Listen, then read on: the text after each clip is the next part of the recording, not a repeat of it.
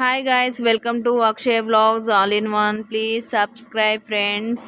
అయితే రంజాన్ నెక్స్ట్ రోజు నుంచి నెక్స్ట్ రోజు కాదు, రంజాన్ రోజే మా వాడు పైన మా ఫ్రెండ్స్ ముస్లిం ఫ్రెండ్స్ ఉన్నారు. ఇంకా ఇద్దరు ఒక్కొక్కరు విషయం చెప్పుకున్నారు. పిల్ల గ్యాంగ్ అంతా బాగా రెడీ అయినారు. అట్లా అని చెప్పేసి మా బాబుకు కూడా రెడీ చేశాను. అందరితో పాటు నేను ఒక సెల్ఫీ దిగాను. అయిన తర్వాత బయటికి వెళ్తున్నాను.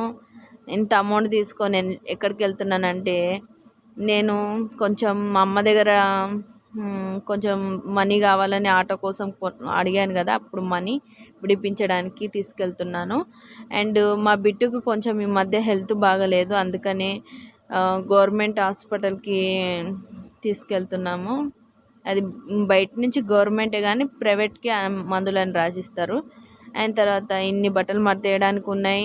ఇంకా అంట్లన్నీ కడిగేయలేదు సారీ. పల్లీ చట్నీ, రాగి ముద్ద చేశాను. ఇది నెక్స్ట్ డే రంజాన్ తర్వాత అంట్లు కడిగేసాను. ఇంకా బట్టలు ఏమో ఇన్ని మడతేయడానికి ఉన్నాయి. పూజ కూడా చేసాము. అయిన తర్వాత మా బిట్టు మా లక్కీ ఇక్కడే ఉంది. బిట్టు లక్కీ కోసం ఒక బెల్ట్ తీసుకొని వచ్చాను. అయిన తర్వాత ఇంజెక్షన్స్ తీసుకొని వచ్చాను. ఇంజెక్షన్స్ అక్కడే వేయించాను. లక్కీకి వ్యాక్సిన్ కూడా వేయించాను. లక్కీ కోసం కూడా పోయాను, బిట్టు కోసం కూడా పోయాను. లక్కీకి వ్యాక్సిన్ వేయించి లక్కీకి పిడుదులు పడినాయి. అయిన తర్వాత ఇది కొంచెం జెల్లాగా ఉంది కదా, ఈ పిడుదులు పోవడానికి మందులు వేసాను, కానీ ఏం పని చేయలేదు ఫ్రెండ్స్. వేస్ట్. 180 రూపీస్. ఎవరికైనా పెట్స్ ఉంటే ఈ మందులు వేయబాకండి. నాకు వేరే వాళ్ళు ఒక సలహా ఇచ్చారు. బ్లీచింగ్ పౌడర్ ఇట్లా బాగా మాలిష్ చేస్తే పిడుదులన్నీ రాలిపోతాయంట. ఇక నెక్స్ట్ బ్లీచింగ్ పౌడర్ తేవాలి. ఈ కెమికల్ వేసినా కానీ నాకేం అలాగే ఉన్నాయి అనిపిస్తుంది. ఏం వర్క్ అయినట్లు అనిపించలేదు. ఇది ఎందుకు చెప్తున్నానంటే, ఈ వీడియో 2-3 డేస్ తర్వాత నేను అప్లోడ్ చేస్తున్నా కాబట్టి నాకు అర్థమైంది. ఎందుకంటే మా లక్కీకున్న పిడుదులు బిట్టుకు పట్టినాయి, అందుకని చెప్పేసి ఒకరి వల్ల ఒకరికి ఇదవుతుందని చెప్పేసి ఇద్దరికి వేసాను. అయిన తర్వాత దానికి కడితే దీనికి కోపం, దీనికి కడితే దానికి కోపం. అయిన తర్వాత మిల్క్ షేక్స్ మా వారు తెస్తే లోపల పెట్టేశాను. మొత్తం అన్నీ గుండు చూస్తే అన్నీ తాగేస్తాడు, అందుకనే మొత్తం మిల్క్ షేక్స్ అన్నీ ఫ్రిడ్జ్లో పెట్టేశాను. ఫ్రిడ్జ్లో ఎక్కడుంది జాగా అనేది అర్థమవుతలేదు. ఎందుకంటే ఎన్ని ఉంటాయో అస్సలు ఎక్కడ. మా వాడైతే ఫ్రిడ్జ్ని పట్టుకునే ఏలాడుతూ ఉంటాడు. తిరుపతి లడ్డు, విజయవాడ లడ్డు, శ్రీశైలం లడ్డు మా ఇంట్లో ఎనీ టైం వస్తూనే ఉంటాయి. అది ఫ్రిడ్జ్ డోర్లో ఉంటాయి. మా వాడికి బోరు కొట్టినప్పుడల్లా లడ్డు తింటుంటాడు. అయిన తర్వాత టమాటా సాస్ మొత్తం రచ్చ చేశాడు మా వాడు. మొత్తం క్లీన్ చేశాను. కొంచెం టిష్యూ పేపర్ వేసి కొంచెం దాని మీద కొంచెం అదేమంటారు రోజ్ వాటర్ వేసి తుడిసాను, స్మెల్ రాకుండా ఉండడానికి. రోజ్ వాటర్ వేసేటప్పుడు వీడియో తీయలేదు అంతే. అయిన తర్వాత బిట్టుకి లక్కీకి హాస్పిటల్ చూపించాక నేను మొత్తం హ్యాండ్ వాష్ చేసుకొని తిన్నాను. ఆ ఈవినింగ్ నైట్ మా ఫ్రెండ్స్ రంజాన్ పార్టీ వాళ్ళ ఇంట్లో మా ఫ్రెండ్ లేదని నెక్స్ట్ డే 3 డేస్ తర్వాత ఇచ్చారు. అయితే ఈరోజు శ్రీరామనవమి కాబట్టి మార్నింగ్ అంతా మా 2 కుక్క పిల్లలకు స్నానాలు చేపించి మొత్తం ఇల్లు బయట అంతా కడిగేసి, మావాడు ఎనీ టైం టీవీ చూస్తూనే ఉంటాడు. మీ ఇంట్లో కూడా మీ పిల్లలు అట్లాగా ఉన్నారో కామెంట్ చేయండి. తర్వాత మా ఆయన వైఫర్ కొడుతున్నాడు, మా డాడీ అంట్లు కడుగుతున్నాడు. మా డాడీ ఎందుకు అంట్లు కడుగుతున్నాడు అంటే, మా మమ్మీ లేదు కాబట్టి. మా మమ్మీ బెంగళూరు పోయింది. శ్రీరామనవమి జాతర అక్కడ బెంగళూరులో బాగా జరుగుతుంది, ఒక పల్లెటూరులో. అందుకని చెప్పేసి మా డాడీ నాకు హెల్ప్ చేయడానికి అంట్లు కడుగుతుండు, మా ఆయన హౌస్ కడుగుతుండు. అయిన తర్వాత వాళ్ళ కోసం నేను శనగపిండితో మా వాళ్ళ కోసం ఒక పకోడీ, ఒక 5-6 మిర్చీలు ఉంటే చేస్తున్నాను. అయిన తర్వాత ఒగ్గానిలోకి మిర్చి బజ్జీ బాగుంటుంది అండ్ పకోడీ కూడా బాగుంటుంది.